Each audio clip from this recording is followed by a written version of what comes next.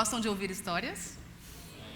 Nós também gostamos de ouvir histórias. Desde essa época, as histórias funcionavam para nós como uma maneira de nos fazer dormir. Mas hoje eu acredito que as histórias fazem muito mais a gente ficar acordado. E eu vou começar a contar para vocês a melhor história que eu conheço. Em 1986, um homem veio de Moçambique, um jovem de quase 30 anos. Ele veio para Moçambique e estava ali na cidade de Brasília, aqui bem próximo a nós, e resolveu então revelar o seu filme de 36 poses. Nesse mesmo dia, uma moça também quis revelar suas fotos. Só que essa moça estava revelando as suas fotos porque ela estava de partida para os Estados Unidos, para ficar com a sua mãe adotiva. Acontece uma coisa muito interessante em todas as histórias, né? Toda história tem um ponto-chave. Quando eles foram pegar essas fotos, o atendente trocou o envelope. Ele recebeu a foto dela e ela recebeu a foto dele e cada um foi para sua casa. Só que não era como nos tempos de hoje, em que a gente tem um WhatsApp e que pode se comunicar fácil. Eles tiveram que ir até o posto telefônico mais próximo para combinar essa troca. Quando ele combinou de fazer essa troca, ela abriu o seu envelope e falou: mas espera aí, estão faltando algumas fotos. E ele disse: sim, estão faltando algumas fotos e eu vou te devolver se a gente jantar hoje à noite. Interessante, né? Acontece que eles foram jantar aquela noite e começaram a trocar fotos e começaram a trocar muitas coisas. Começaram a trocar genes e assim nasceu a família mais bonita do mundo, que é a minha família. Essa é a nossa história. E com esse começo já fico pensando em quantas vezes a gente se atrela a pequenos pedaços e começa a reclamar da vida, né? Poxa, o cara trocou as minhas fotos, o que eu vou fazer? Textão no Facebook. Poxa, o cara trocou as minhas fotos, o que eu vou fazer? Vou ligar para o Procon, eu vou reclamar. E se a gente deixasse de ser pessoas que reclamam e passássemos a ser pessoas que vão atrás?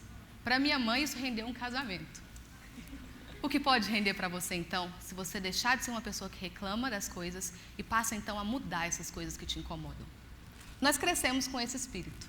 Nossos pais não tinham muito para nos oferecer quando nós éramos pequenas, mas eles nos ensinaram o valor da educação. Tanto que nós começamos a estudar em casa, em homeschooling. Minha mãe nos ensinava a ler e escrever, meu pai ensinava contas exatas e a minha avó me ensinava inglês. Eles nos colocaram na nossa mente que a educação era a coisa mais importante que a gente tinha. Tanto é que aos 15 anos eu saí do ensino médio e entrei na faculdade, aqui na cidade de Anápolis. Quando eu entrei na faculdade, a minha primeira aula foi uma aula de anatomia com um professor maravilhoso, Lorenzo Brito. E por causa da aula dele eu tive total certeza do que eu queria fazer da minha vida. Eu queria ser professora universitária. Mas naquela mesma semana também tive aula de genética. E eu vi uma coisa que foi um pouco devastadora para mim, porque o meu professor disse o seguinte: todos os seres humanos são 99,5% iguais a todo mundo em seu código genético. Espera aí, gente. Nós somos 99,5% iguais a todo mundo? Que graça tem nisso? A gente investe tanto em ser diferente, mas parece que eu fui programada para ser igual. Como então eu posso dar voz aos meus 0,5%, que é a única coisa que eu tenho diferente de qualquer outra pessoa? Esses nossos 0,5%, eles brigam por voz. Mas não é o bastante. Mais importante do que o direito de falar é o privilégio de ser ouvido, compreendido e respondido. Essa é a luta de milhares de mulheres que temos conhecido durante esses anos. Quando decidimos voltar a nossa carreira para as comunidades mais carentes do mundo, sabíamos que encontrar realidades difíceis. Mas dentro de uma escala, e se é que eu posso colocar em escala, as mulheres são as principais vítimas. Algo precisava ser feito. Começamos então com ações pontuais de doação, mas vieram novos questionamentos do tipo: que doar, até quando doar, porque as necessidades eram muitas.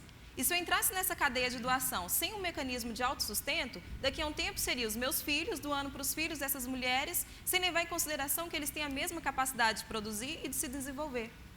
E é por compartilhar uma receita que tem respondido esses e muitos outros questionamentos é que estamos aqui hoje. O futuro tem sido moldado através de 4 conceitos simples. Mude o seu mundo com café. Isso mesmo, gente. O cafezinho que você toma quando você acorda pode mudar o mundo. E nós vamos te ensinar, então, como fazer um café muito bom para que você seja uma pessoa que deixe de reclamar dos problemas e seja aí um solucionador desses problemas. O primeiro ingrediente para a gente desse café é o coração. Por que o coração?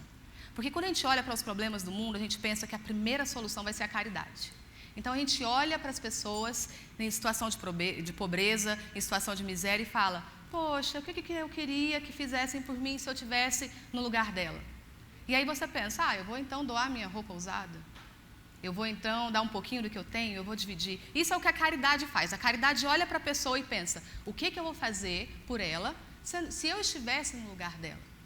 Mas quando a gente troca esse ingrediente da caridade e passa a olhar com o coração, você vai entender que não é o suficiente você olhar para aquela pessoa e pensar: o que eu posso fazer por ela? A pergunta é o contrário. Quando a gente olha para o coração, a gente pensa: o que eu tenho que fazer para que essa pessoa esteja no meu lugar?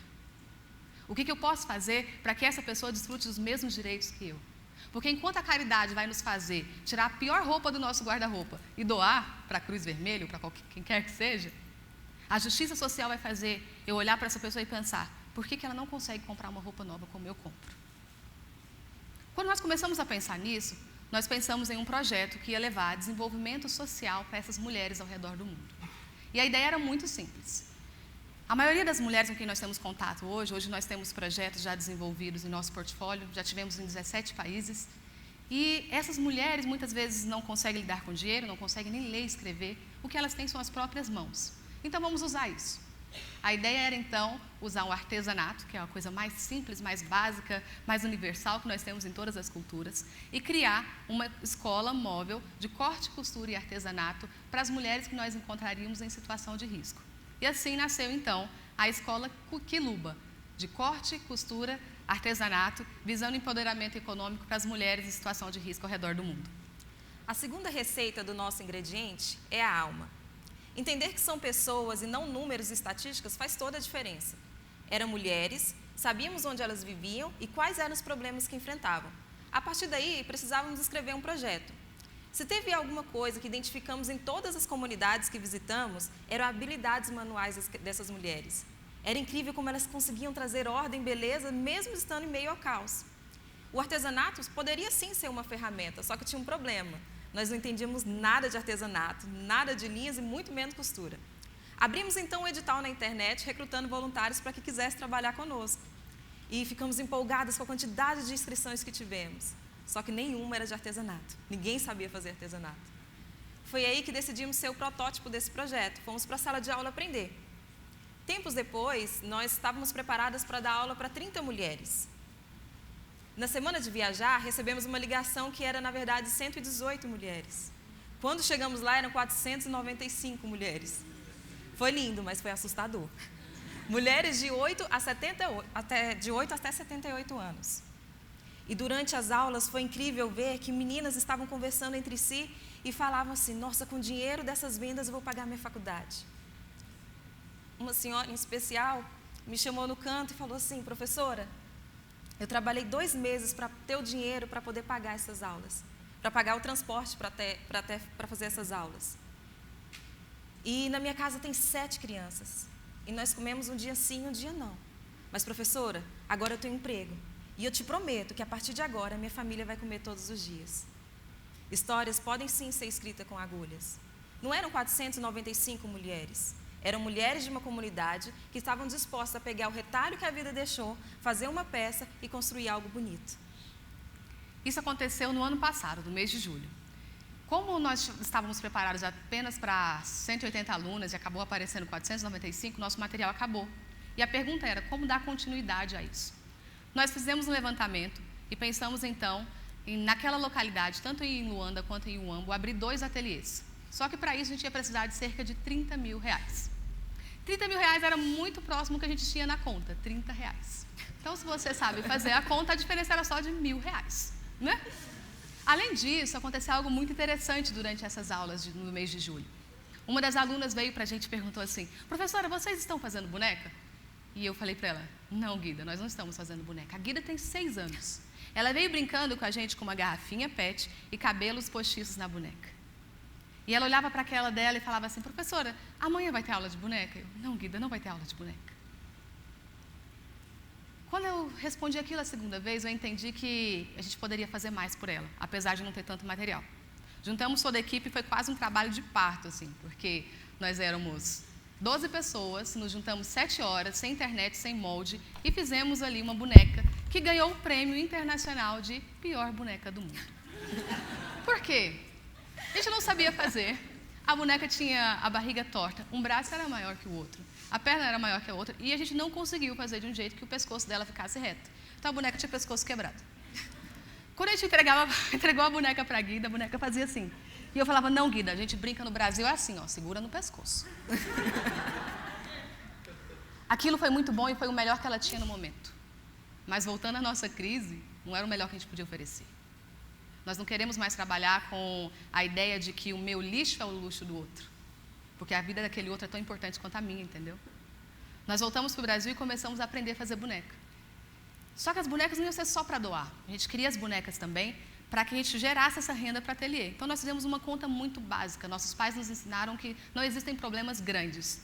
A gente pode pegar esses grandes problemas e dividir em menores. Então, na verdade, eu não precisava de 30 mil reais. Eu precisava apenas de 3 mil parcelas de 10 reais. Contando com a quantidade de dinheiro que a gente precisava para ir, para fazer mais 1.500 bonecas, porque nunca mais eu queria dar uma boneca dessa para alguém, nós precisávamos de 45 mil reais.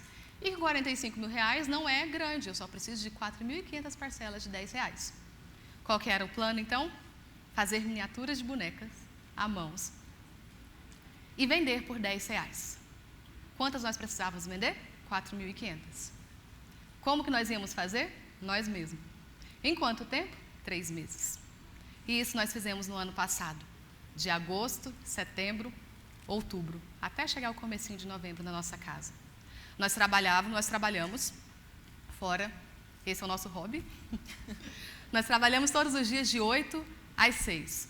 E aí conversamos com os nossos pais e eles abriram as portas da nossa casa para que qualquer pessoa, de qualquer lugar, que tivesse uma mão que funciona, pudesse ir para a nossa casa, a partir das 7 da noite, e trabalhasse com a gente até 2, 3 horas da manhã.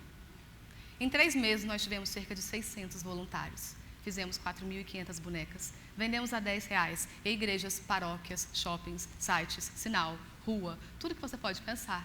E conseguimos comprar as bonecas. Nós fizemos 1.500 bonecas dessas para doação. E compramos e compramos o material, então, para montar esses 2 ateliês. O que eu tiro de lição de tudo isso? O terceiro ingrediente da nossa receita. Nós já tínhamos o coração naquilo, a nossa alma já tinha entendido, mas nós precisamos ter força. Não dá só para a gente se comover, palestra após palestra, notícia após notícia e não fazer nada. Nós precisamos empregar a nossa força até o fim. Ah, eu trabalho de 8 às 6, ótimo. O que você faz de madrugada? Ai, mas é madrugada. Mas se for um filme interessante, a gente maratona, não maratona? Então, por que não usar a força em favor daquilo que a gente acredita? O último ingrediente da nossa receita, e que dá sentido a todos os outros, é o entendimento. Quando você se dispõe a entender a necessidade do outro, aquela necessidade passa a ser tão importante quanto a sua. E esse entendimento mudou tudo.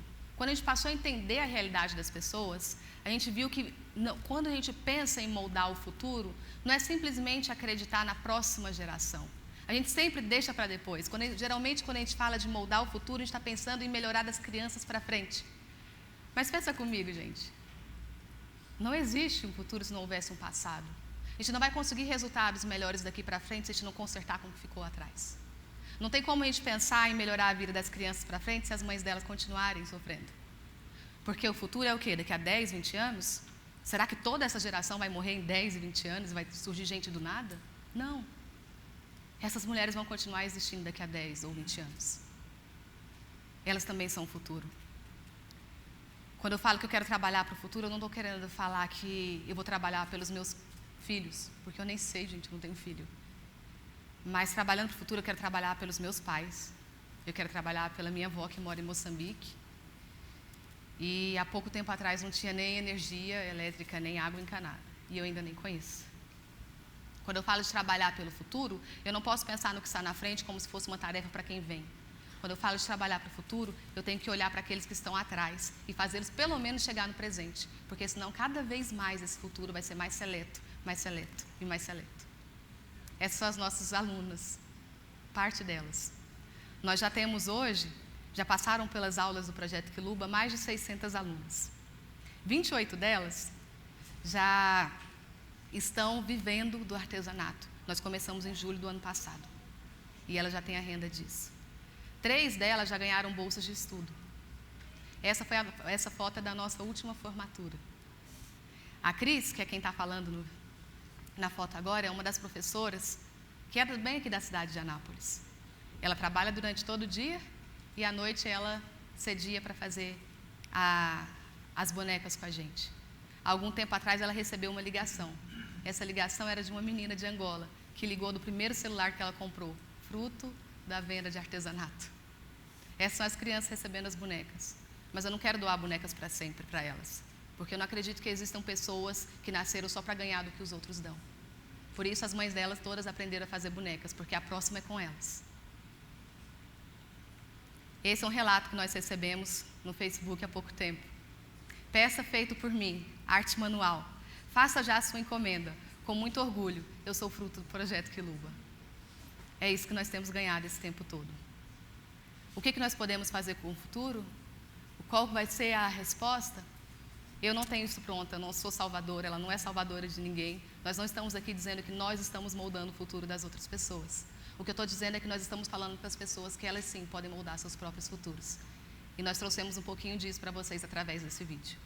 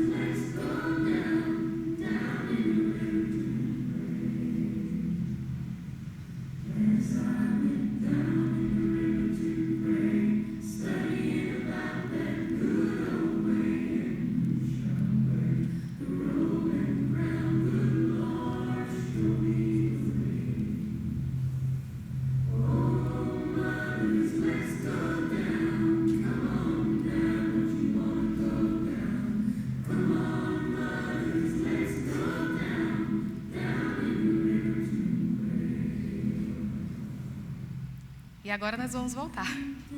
Nós estamos na fase de automatizar os nossos ateliês.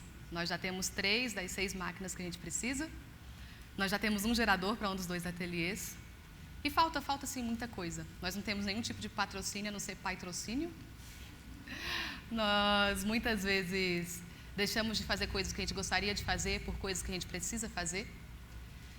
Mas tudo isso porque nós temos 4 ferramentas muito poderosas, que é o coração, a alma, a força e o entendimento de que nós não vamos conseguir moldar o futuro se a gente não resolver as nossas pendências com o passado, com aquelas pessoas que ficaram lá atrás. É isso. Muito obrigada.